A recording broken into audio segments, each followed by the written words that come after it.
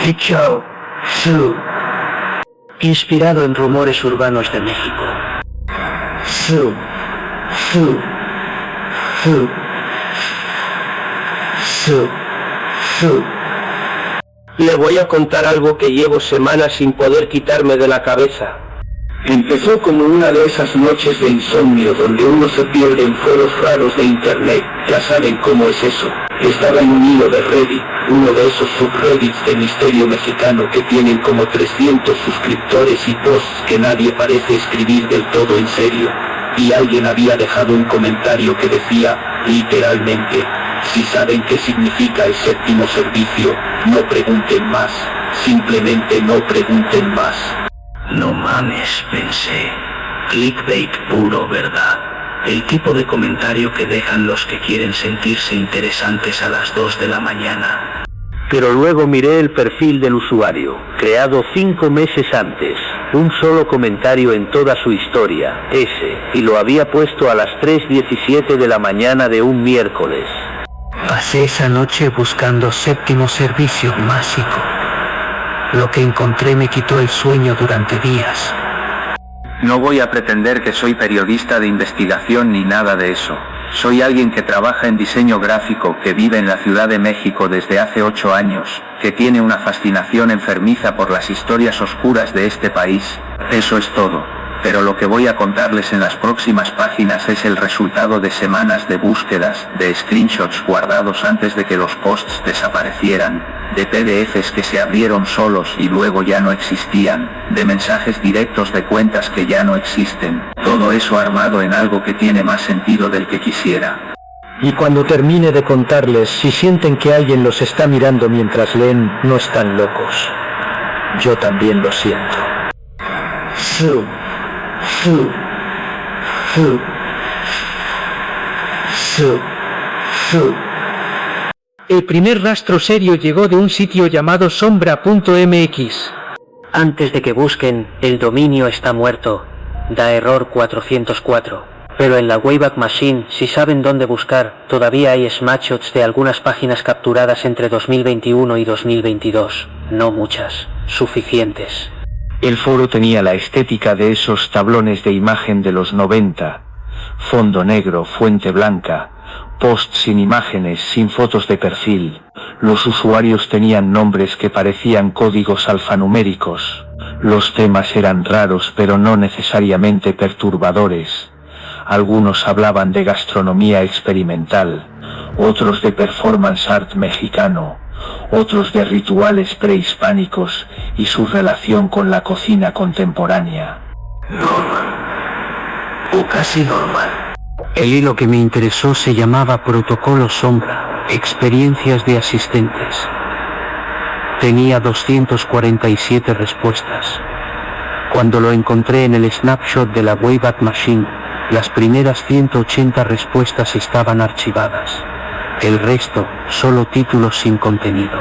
Las 180 respuestas que sí podía leer eran suficientemente perturbadoras. No las voy a reproducir todas, pero hay fragmentos que no puedo sacarme de la cabeza, como este del usuario Oveja. O este del usuario que según los metadatos publicó desde una IP en Monterrey. O este, el que más me quitó el sueño, del usuario cuyo nombre era literalmente caracteres en blanco. Cabrón. Guardé cada screenshot. Copié y pegué el texto en un documento offline, y entonces pasó algo raro. El browser se cerró solo, el historial de esa sesión había desaparecido, el documento offline todavía existía, así que quizá estoy siendo paranoico, pero fue el primero de varios momentos así. Su.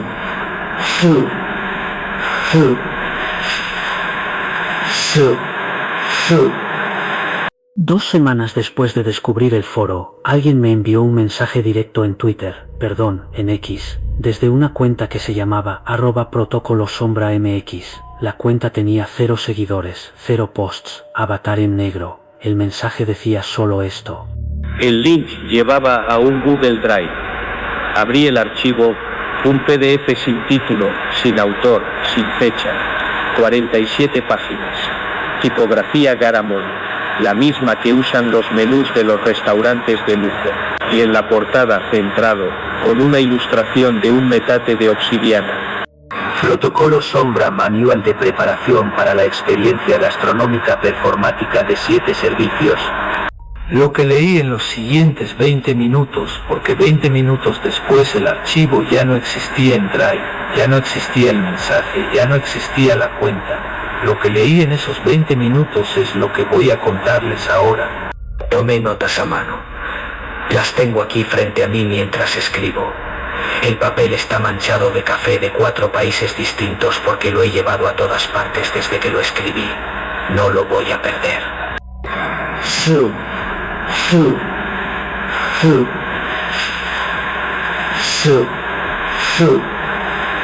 El PDF empezaba con una sección llamada Fundamentos Conceptuales.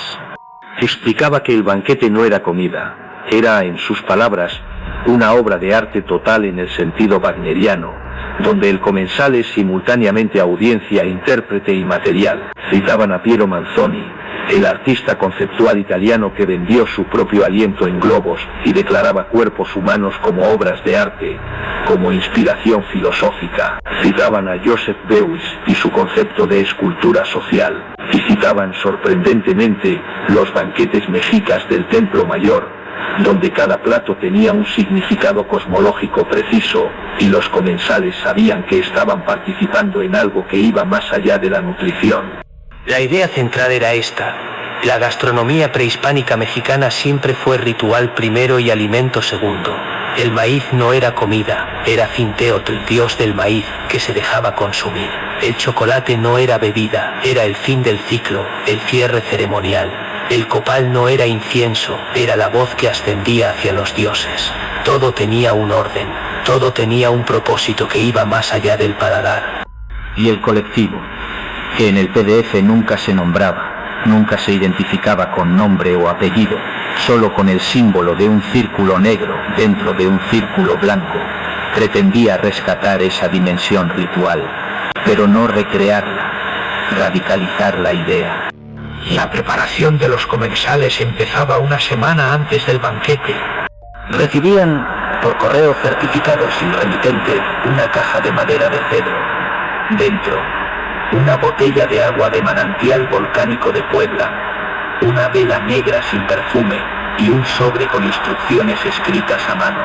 Las instrucciones pedían un ayuno parcial, ningún animal durante los 7 días previos, ningún alcohol, ninguna cafeína, solo vegetales, agua y una infusión diaria de epazote con copal disuelto en agua caliente. ¿Por qué? El PDF lo explicaba con una frialdad que me puso la piel de gallina. El cuerpo es el instrumento debe estar en silencio antes de recibir la música. Un estómago que ha olvidado la carne está abierto. Un paladar que ha olvidado el alcohol está despierto. Lo que vamos a servir no puede competir con los fantasmas de lo que comes habitualmente.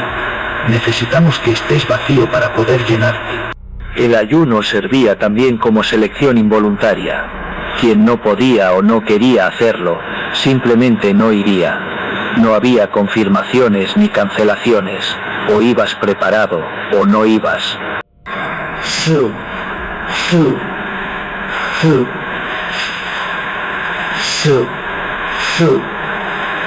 La noche del banquete los comensales recibían, siempre por mensajería, siempre sin remitente, la dirección exacta y la hora.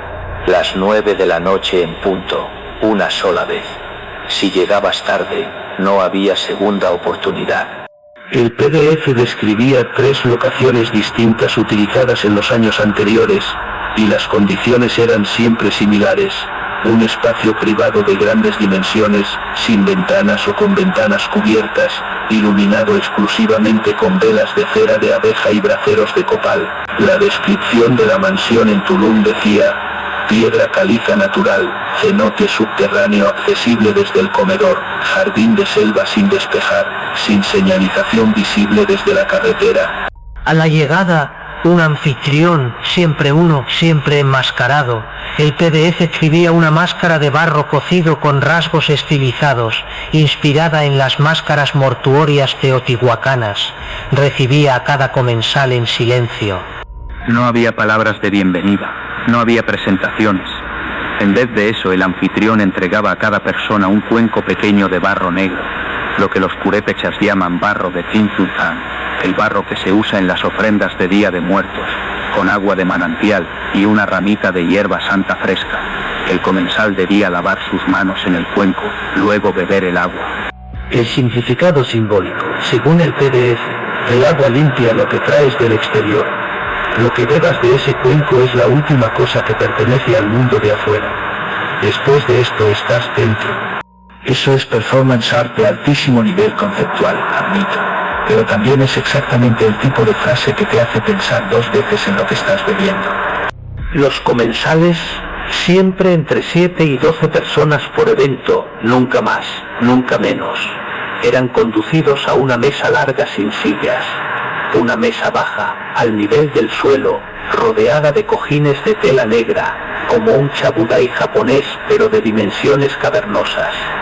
Todos se sentaban en el suelo, sin jerarquías visibles, aunque el PDF aclaraba que la disposición de los lugares tenía una lógica que los comensales no conocían. Y entonces comenzaba el primer servicio. Su, su, su, su, su.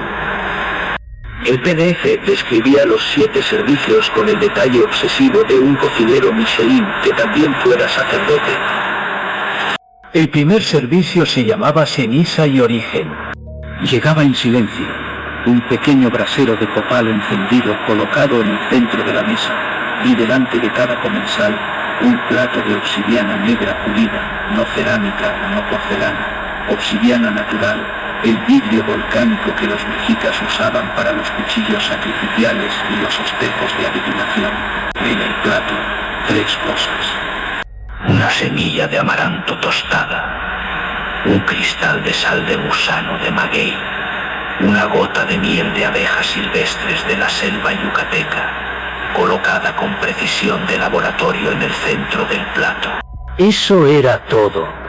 El anfitrión, desde el extremo de la mesa, hablaba por primera vez. Según el PDF, decía siempre las mismas palabras en nahual.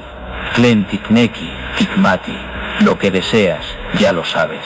Y luego en español, lo que están a punto de comer es anterior a México, anterior a la colonia, anterior incluso a los nombres que usamos para todas estas cosas.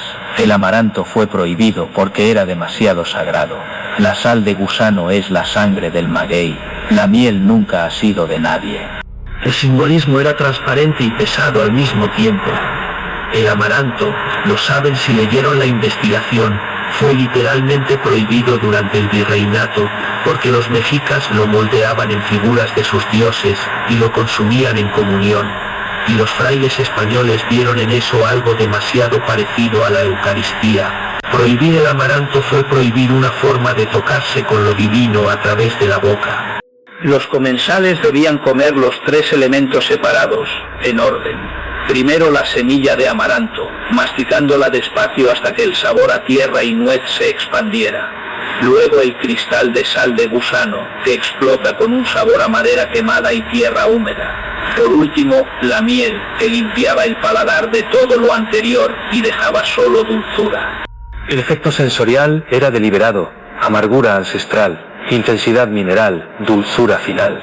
Los 3 sabores juntos eran, decía el PDF, el mapa de tiempo de la cocina mexicana comprimido en 30 segundos de masticación. Y mientras comían, el copal ardía, el humo llenaba el espacio, no irritaba los ojos, era denso, resinoso, dulzón. El PDF explicaba el copal con una afirmación que me quedé mirando un buen rato. El copal no es incienso decorativo. El copal es el idioma en el que los vivos hablan con lo que no tiene nombre. Cuando entra por tus pulmones, ya empezaste la conversación. No mames. Su, su, su, su, su. 30 minutos después del primero, siempre con esa pausa calculada, siempre en silencio sostenido, llegaba el segundo servicio, la reducción. Una reducción, en términos culinarios, es el proceso de cocer un líquido a fuego lento hasta que se concentra, se intensifica, pierde volumen pero gana carácter. Lo que queda es más denso que su origen, más poderoso, irreversible. El plato era un pequeño cuenco de barro negro, el mismo Simpson, con un caldo de color profundamente oscuro, casi negro. El PDF describía la preparación con el detalle de una receta técnica. Un fondo de escamoles tostados en comal de barro, reducido durante 6 horas con epazote, hierba santa, hojas de aguacate tostadas y chiles mulato, sin sal, sin grasa animal añadida. Solo la reducción pura de ingredientes que en conjunto no existen en ningún menú convencional. Los escamoles, huevos de hormiga Liometopuma apiculatum, considerados el caviar de México prehispánico, tienen un sabor que los conocen describen como a mantequilla, a tierra fértil, a algo profundamente orgánico. En el caldo reducido, esa cualidad se multiplicaba hasta convertirse en algo que el PDF describía como el sabor de la tierra cuando todavía no había distinción entre lo vivo y lo inerte. El comensal debía beberlo en un solo trago lento, sin cubiertos, apoyando el cuenco en los labios, como si fuera un ritual de comunión. El simbolismo del segundo servicio era la concentración de identidad. Igual que una persona pasa por el fuego de la experiencia y lo que queda es más esencial que antes, la reducción era la metáfora comestible de ese proceso. Lo que bebías era identidad destilada. O eso decía el PDF. Pero había algo más que el PDF mencionaba casi al pasar, como si fuera un detalle menor. Durante el segundo servicio, los sonidos del exterior comenzaban a apagarse. No había música, no había ruido de ventiladores ni de ciudad, solo el copal, el crepitar de las velas y el silencio de los otros comensales. El PDF lo llamaba el silencio construido, y lo describía como una técnica de diseño acústico deliberada. La sala estaba revestida de materiales que absorbían el sonido desde el exterior. Lo que quedaba era el silencio de las cuevas. El silencio de las cuevas. Ese detalle me hizo pensar en los cenotes. En Tulum, la finca que el PDF describía tenía acceso a un cenote subterráneo. Los cenotes, para los mayas, no eran piscinas bonitas para turistas. Eran entradas al Xibalba, el inframundo. Lugares donde el velo entre los vivos y los muertos era más delgado. Nadie en el PDF decía que bajaran al cenote. Nadie decía que no.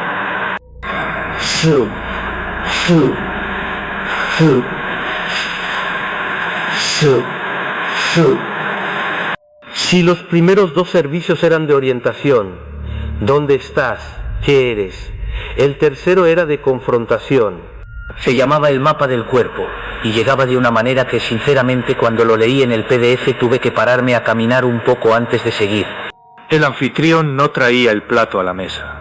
En cambio, conducía a cada comensal uno por uno a un cuarto adjunto donde un asistente también enmascarado les aplicaba en el dorso de la mano izquierda una pasta fría hecha de mezcal joven, polvo de cacao crudo y tinte de grana cochinilla. La grana cochinilla es el pigmento rojo carmesí que los mexicas usaban para teñir telas y que los españoles exportaron a Europa durante siglos como uno de los bienes más valiosos del Nuevo Mundo. En la mano del comensal quedaba una marca roja oscura, como una mancha de sangre que no era sangre. El tercer plato era servido de regreso en la mesa principal. Una tostada de maíz azul.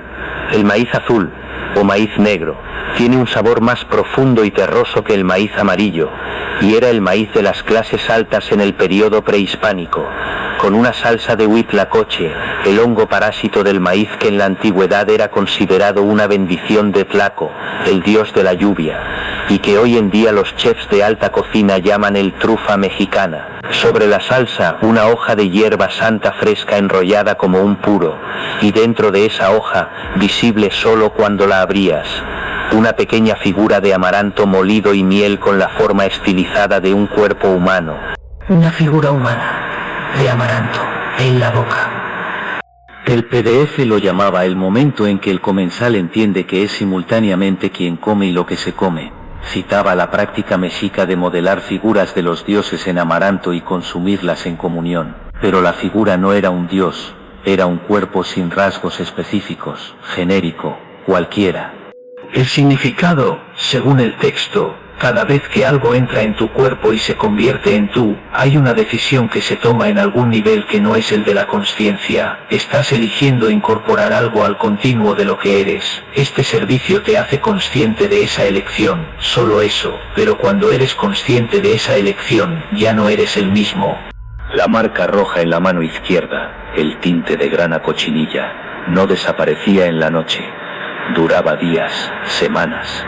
El PDF decía, la mano marcada es la que da, la mano que da es la que recuerda. Cuando el tinte se desvanezca, el recuerdo no.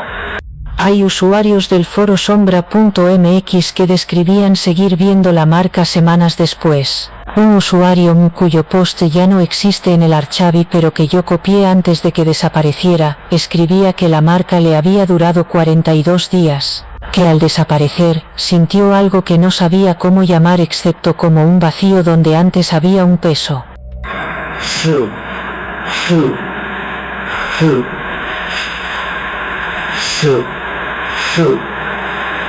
Voy más rápido aquí porque en mis notas hay partes que borré. Sí, yo mismo las borré. Hay cosas que prefiero no tener escritas en papel que cargo conmigo. El cuarto servicio se llamaba el fuego lento. Era el plato más elaborado técnicamente, una barbacoa de quelites, las plantas silvestres que los mexicas cocían en olla, y que son el antecedente de lo que hoy llamaría ensalada, aunque no se parecen en nada, cocidos durante 12 horas en hojas de maguey selladas, a la manera de los mixiotes prehispánicos. Junto a los quelites, una cucharada de chicatanas, hormigas voladoras de Oaxaca, las reinas del hormiguero, que salen solo durante las primeras lluvias del año, y que se consumen asadas, molidas con chile de agua y sal de mar volcánica. El sabor de las chicatanas molidas es descrito por quienes las han comido como profundamente herbal, picante, con una nota de mantequilla que aparece al final como una sorpresa.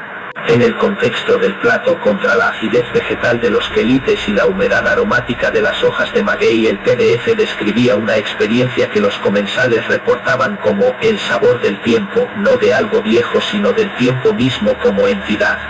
El fuego lento del nombre era doble, el fuego de la cocción de 12 horas, y el fuego metafórico de la paciencia, de esperar que algo se transforme sin apresurarlo.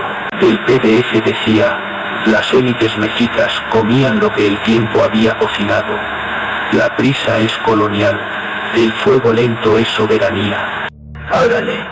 El quinto servicio se llamaba la memoria del agua. Era simple en apariencia.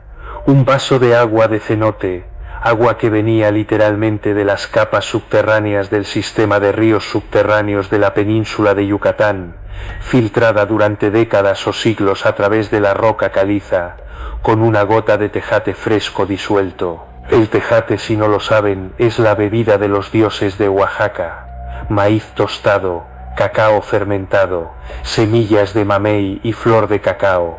La Quararibea funebris, la misma que se usa en el mole negro oaxaqueño, todo batido en agua fría hasta crear una emulsión densa que los zapotecas llevan preparando desde hace milenios. Una gota de tejate en agua de cenote. El significado. El cenote guarda la memoria de todo lo que ha caído en él.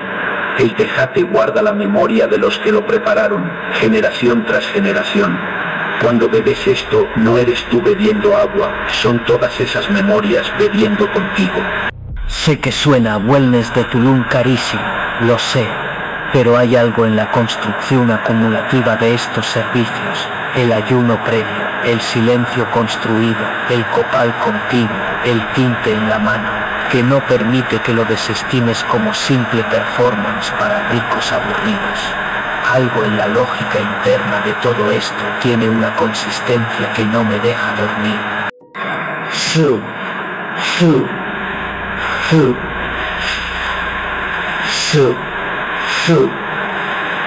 Aquí es donde el tono del PDF cambió. Hasta el quinto servicio, el lenguaje había sido raro, perturbador incluso, pero manejable. Arte conceptual elevado, gastronomía experimental con simbolismo prehispánico denso, extraño pero no amenazante. El sexto servicio se llamaba Las Máscaras y el PDF lo describía de una manera que cuando lo leí la primera vez tuve que releerlo 3 veces para asegurarme de haber entendido bien. A cada comensal le era entregada por el anfitrión una máscara de barro cocido similar a la del anfitrión mismo, sin rasgos específicos, estilizada, con las cuencas de los ojos abiertas pero vacías, la boca entreabierta, basada en las máscaras mortuorias teotihuacanas que los arqueólogos encuentran en los entierros del altiplano central, máscaras que los muertos usaban para viajar al mundo siguiente. Los comensales debían ponerse la máscara y mantenerla puesta para el sexto servicio. El plato era chocolate negro en frío preparado a la manera prehispánica, cacao fermentado molido en metate, disuelto en agua fría, sin endulzar, sin lecitina, sin ninguno de los emulsionantes que hacen el chocolate moderno suave y homogéneo. Era el chocolate original, amargo, granuloso, profundo, con notas de fermentación y tierra, servido en una jícara de guaje exactamente como se describía en los códices mexicas de los banquetes imperiales. El chocolate, en la cosmovisión mexica y maya, no era un postre, era el alimento de los guerreros y de los dioses. La palabra chocolate en nahuatl no tiene una etimología clara, pero hay quien afirma que viene de chocoli, amargo, y ATL, agua, agua amarga. Eso es lo que era, un alimento de cierre ceremonial que los señores mexicas consumían solos, sin que nadie los viera, después de los grandes banquetes. El PDF decía, la máscara es para que puedas beber el chocolate sin que nadie te vea, igual que el señor mexica. Lo que sientes cuando bebes esto es tuyo, completamente tuyo, nadie más puede saberlo. La máscara protege ese momento, es el único momento del banquete en que eres absolutamente libre. Los comensales bebían el chocolate en silencio, enmascarados, sin mirarse. El PDF describía lo que pasaba entonces de una manera que sigo leyendo y no entiendo del todo. Las máscaras de Teotihuacán fueron puestas sobre los rostros de los muertos. Cuando tú las usas sobre el rostro de un vivo, la máscara no sabe la diferencia, solo sabe que está cumpliendo su función. ¿Qué función exactamente? El PDF no lo aclaraba. Un usuario del foro Meso, cuya cuenta fue la última en estar activa antes de que el foro desapareciera, describía el sexto servicio así.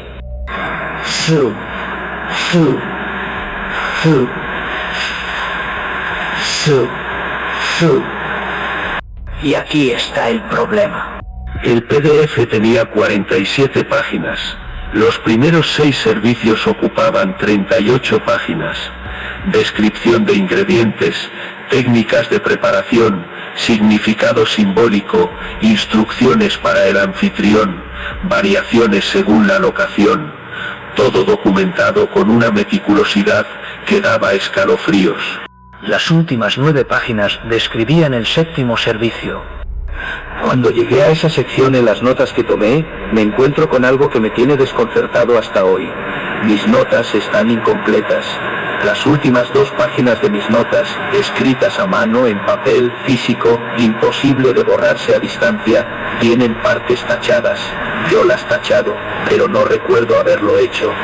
Lo que sí está en mis notas, lo que no tachado. El séptimo servicio no tenía nombre. En el PDF era llamado simplemente el servicio, en cursivas, como si la numeración cardinal se hubiera agotado en algún punto entre el sexto y lo que venía después. No había plato, no había comida, no había bebida. El anfitrión retiraba las máscaras de los comensales, una por una. Las colocaba en el centro de la mesa. Luego apagaba todas las velas excepto una. Y la única instrucción que el PDF daba para el séptimo servicio era esta. Eso era el séptimo servicio. Y lo que mis notas tachadas decían sobre lo que ocurre en ese tiempo de 1 a 3 horas, en oscuridad casi total, enmascarados previamente, después de 6 horas de ingestión simbólicamente densa, con el copal saturando el aire desde el principio de la noche. Eso lo he tachado yo mismo, y aunque hay una parte de mí que quiere desatacharlo, hay otra parte más grande que entiende por qué lo hice. El usuario del foro que escribió el séptimo servicio no es comida, nunca fue comida. Cuando lo entiendes ya lo has consumido. Creo que tenía razón. No en el sentido literal, no en el sentido de que algo te hacen. En el sentido de que la experiencia acumulada de esa noche, el ayuno previo, el silencio construido, el copal ininterrumpido, los sabores que son memorias de una civilización que tú llevas en el ADN aunque no lo sepas, la marca roja en la mano, el chocolate amargo de los señores mexicas, la máscara de los muertos sobre tu cara de vivo, todo eso construye algo en tu interior que no se puede deshacer. No necesitan hacerte nada externo, tú te lo haces solo. Eso es lo más aterrador de todo. Su, su, su, su, su. 3 semanas después de leer el PDF recibí otro mensaje, esta vez por Telegram, de un número que no reconocí con código de área 81, que es Monterrey. Solo un archivo adjunto, una imagen de baja resolución de lo que parecía ser una lista. Nombres, apellidos, los mismos que aparecen en las páginas de sociales de cualquier revista de lujo mexicana, en los consejos de administración de las empresas más grandes del país, en las invitaciones a las inauguraciones de galerías de arte contemporáneo en Polanco y en San Ángel. Los nombres estaban tachados con una línea negra gruesa, no todos. Algunos no tenían línea, y junto a los que no tenían línea había una fecha. La fecha más reciente era del mes pasado. Borré el mensaje, bloqueé el número, formateé el teléfono esa misma noche. Pero los nombres los vi, los recuerdo, y sé que están vivos y que son personas con suficiente dinero y suficiente acceso como para organizar o para ser invitados a eventos que no existen en ningún mapa. Su, su, su, su, su. En enero de este año viajé a Tulum, no para buscar nada específico, o eso me dije. Fui a las coordenadas que alguien me había enviado 6 meses antes desde una cuenta anónima que ya no existe. Las coordenadas llevaban a un camino de terracería a 12 kilómetros de la zona hotelera, en dirección sur, bordeando la reserva de la biosfera de Sian Ka'an. Tomé un taxi. Le dije al taxista que era fotógrafo, que quería ver la selva. Al final del camino, un lote vacío rodeado de selva, maleza alta, sin construcción visible. Pero en el suelo, apenas cubierto por la vegetación, había algo que el taxista no notó. Yo sí, el contorno de lo que había sido una estructura, los cimientos de piedra caliza todavía ahí, medio devorados por las raíces, pero ahí.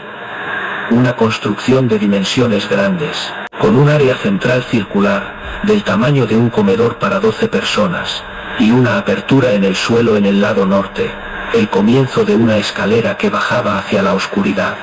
Un cenote, con la entrada aún. Lo bajé. No tenía linterna, no tenía nada. El taxista me preguntó si había encontrado lo que buscaba. Le dije que no. Me llevó de regreso al hotel. Esa noche en el hotel, mis búsquedas en Google relacionadas con ese camino de terracería empezaron a no dar resultados. No el tipo de no encontramos nada, el tipo de resultados que aparecen y desaparecen antes de que puedas hacer clic en ellos. Actualicé la página 3 veces. La 4ª vez, el wifi del hotel se cayó. Solo para mi dispositivo. Puede ser coincidencia. Probablemente es coincidencia. Su, su, su. Voy a ser directo con ustedes porque creo que es lo que corresponde a estas alturas. Desde que empecé a investigar esto, hay cosas que no puedo explicar y que ya no intento explicar racionalmente.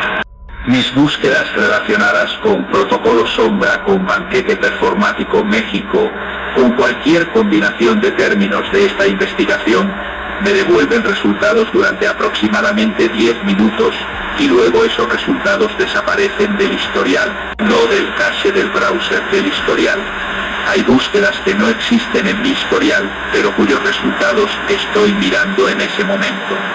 Hace 2 semanas recibí una caja de cedro por mensajería, sin remitente. Dentro, una botella de agua, una vela negra y un sobre cerrado. No lo abrí, lo guardé en un cajón. El sobre pesa como si tuviera algo dentro, pero no tiene el grosor de varias hojas de papel.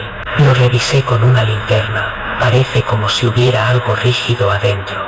No sé qué es. 3 personas que mencioné en mi investigación, no a ustedes, a nadie, en conversaciones privadas, me han preguntado en días posteriores, sin contexto, sin que yo hubiera mencionado nada: ¿sigues con tu proyecto? Una es una amiga de la universidad, otra es un conocido del trabajo. La tercera es alguien que no he visto en 2 años y me escribió por Instagram desde una cuenta que no reconocía como suya. No les respondí a ninguno. Anoche, mientras terminaba de escribir estas páginas, escuché, desde mi departamento en la colonia Condesa, el olor a copal. Mi departamento está en 3er piso. Las ventanas estaban cerradas. No hay ningún lugar en mi edificio donde se queme copal. No hay ningún vecino que haga eso. El olor duró 40 minutos. Ahora mismo, mientras escribo esta última parte, el olor ha vuelto. Su.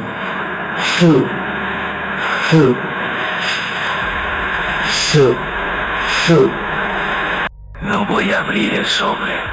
No voy a volver a Tulum. No voy a responder mensajes de cuentas anónimas. No voy a asistir a nada. Y si en algún momento dejan de publicar actualizaciones de esta investigación, si este post desaparece, si esta cuenta se borra, si me buscan y no pueden encontrarme, no busquen en los foros oscuros de internet, no busquen el PDF, no busquen las coordenadas.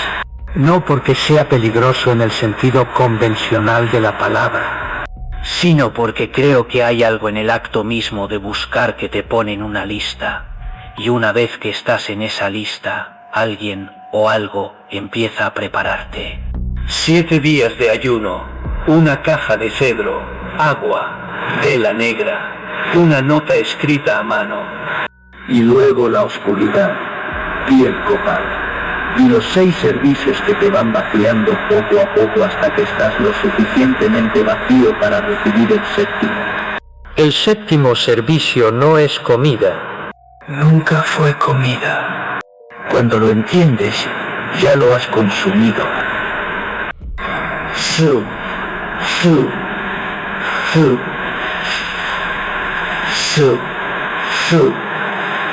Termina aquí, o empieza aquí.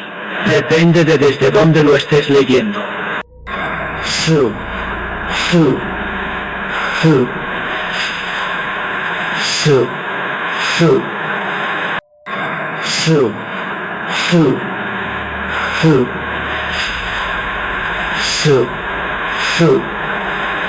Esta es una obra de ficción pura y entretenimiento, inspirada en leyendas urbanas mexicanas y rumores. Nada de esto es real ni pretende serlo. Todo es inventado.